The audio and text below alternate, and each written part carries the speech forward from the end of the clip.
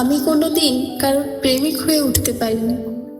যে মেয়েটির হাত ধরে গধূলি বিকেলে মাইলের পর মাইল হেঁটেছিলাম, টেলিফোন ধরে যার আবদারের জন্য ক্লান্ত চোখে নিঃশ্বাসের সুরে প্রত্যেক সন্ধ্যায় যাকে ঘুম পাড়িয়েছিলাম, নিজের ব্যর্থতা আর অপমান লজ্জার কথা যাকে আপন ভেবে বলেছিলাম, তারা সবাই আমায় বেকার আর বিরক্তকর পুরুষ ছাড়া কিছুই মনে করে না।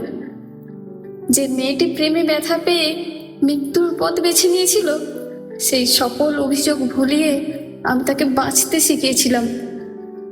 কিছু হতভাগা মানুষ আছে যারা নিজের প্রেমিকাকে ভালো রাখবে বলে তারা প্রাক্তনকে ভুলিয়ে দেওয়ার চেষ্টা করে।